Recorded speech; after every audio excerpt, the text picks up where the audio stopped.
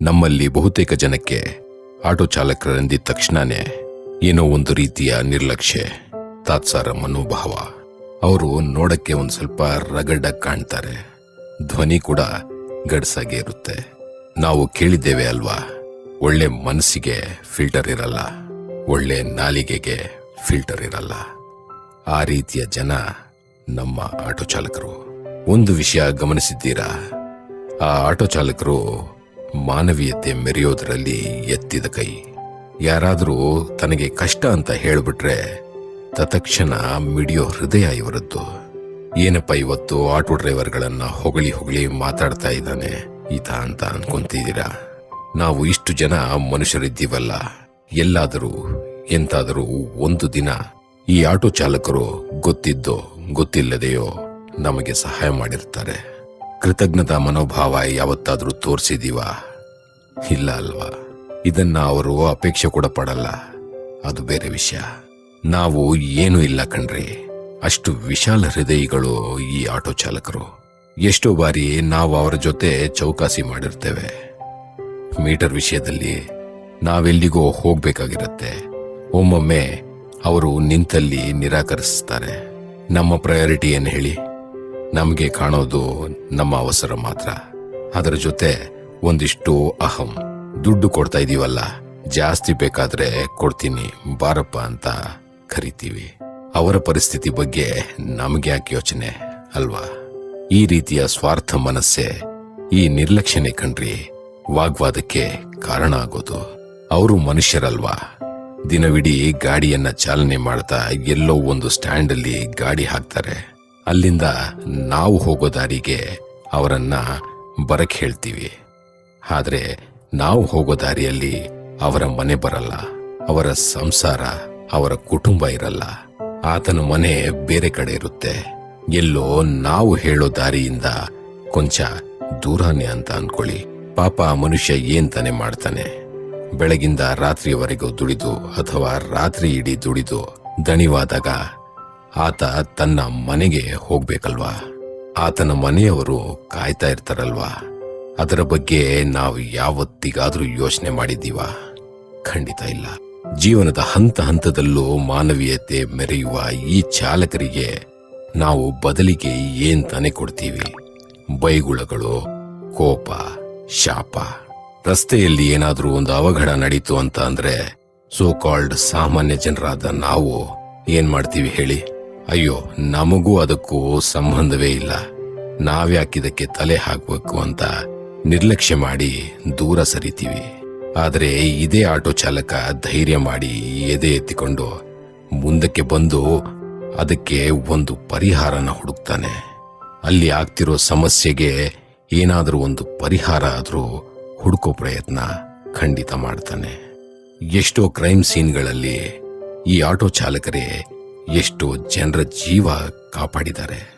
ಏಟು ಬಿದ್ದವರಿಗೆ ಕೊಂಚವೂ ಯೋಚನೆ ಮಾಡದೆ ಹಾಸ್ಪಿಟಲ್ ತಗೊಂಡ್ಬಂದು ತಲುಪಿಸಿರ್ತಾರೆ. ಯಾವ ಅಪೇಕ್ಷೆಯೂ ಇಲ್ಲದೆ ಈ ಕಾರ್ಯವನ್ನ ಅವರು ಮಾಡಿರ್ತಾರೆ. ಹೌದು ಕಣ್ರಿ, ಯಾವ ಎಕ್ಸ್ಪೆಕ್ಟೇಷನ್ಸು ಇಲ್ಲದೆ ಒಬ್ಬರಿಗೆ ಸಹಾಯ ಮಾಡಕ್ಕೆ, ಸಹಾಯ ಹಸ್ತ ಚಾಚಕ್ಕೆ ಮುಂದಾಗೋದು ತುಂಬಾ ಕಮ್ಮಿ ಜನ.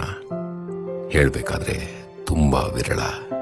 ಅದರಲ್ಲೂ ಒಂದಿಷ್ಟು ಜನ ಈ ಆಟೋ ಚಾಲಕರು ಎಷ್ಟು ಮಾನವೀಯತೆ ಮೆರೀತಾರಂದ್ರೆ ಎಲ್ಲವನ್ನೂ ಮರೆತು, ಎಲ್ಲ ಕಷ್ಟಗಳನ್ನು ಮರೆತು ಒಬ್ಬ ಪೆಟ್ಟು ಬಿದ್ದವನಿಗೆ, ನೋವಿನಲ್ಲಿರೋವನಿಗೆ ಸಹಾಯ ಹಸ್ತ ಚಾಚಿ ಅವನನ್ನ ಹಾಸ್ಪಿಟಲ್ಗೆ ಸೇರಿಸಿ ಅವನ ಜೀವವನ್ನೇ ಉಳಿಸ್ತಾರೆ.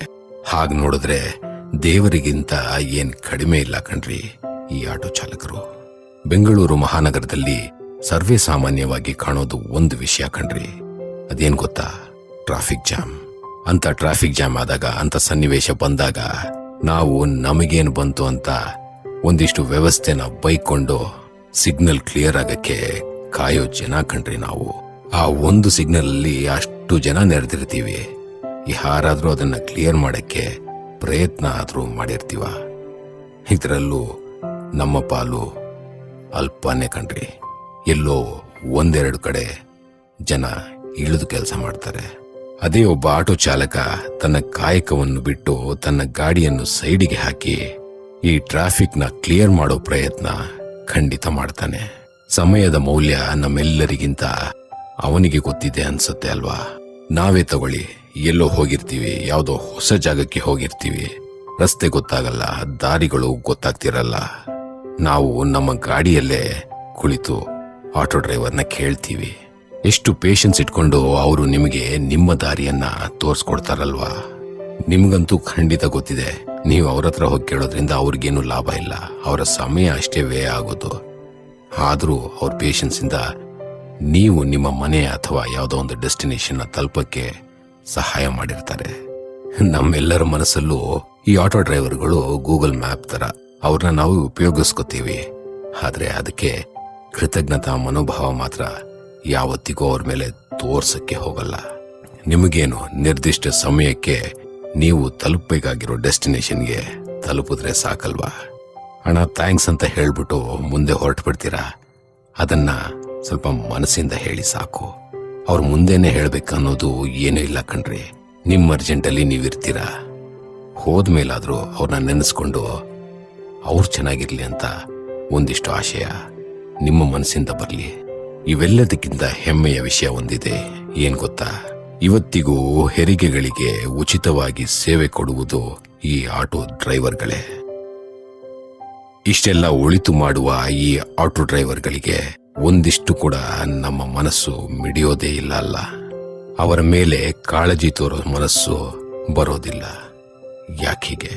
ಈ ಕಾರ್ಪೊರೇಟ್ ಸಂಸ್ಥೆಗಳ ಬೈಕ್ ಟ್ಯಾಕ್ಸಿಗಳು ಎಲ್ಲೆಲ್ಲೂ ಆವರಿಸಿಕೊಂಡಿರುವಾಗಲೂ ಈ ಆಟೋ ಡ್ರೈವರ್ಗಳನ್ನ ಅವಲಂಬಿಸಿರುವವರು ಇರುವಷ್ಟು ದಿನ ಈ ಆಟೋ ಡ್ರೈವರ್ಗಳು, ಅವರನ್ನ ಅವಲಂಬಿತರಾಗಿರುವ ಅವರ ಕುಟುಂಬಗಳು ಬಾಳಿ ಬದುಕೋಕೆ ಪ್ರತ್ಯಕ್ಷವಾಗಿ ಅಥವಾ ಪರೋಕ್ಷವಾಗಿ ನಮ್ಮ ಬೆಂಬಲ ಅವರಿಗೆ ಇರಲಿ ಎನ್ನುವ ತಾಳ್ಮೆಯ ವಿನಂತಿ ನಿಮ್ಮೆಲ್ಲರಲ್ಲಿ ಕೇಳುಗರೆ.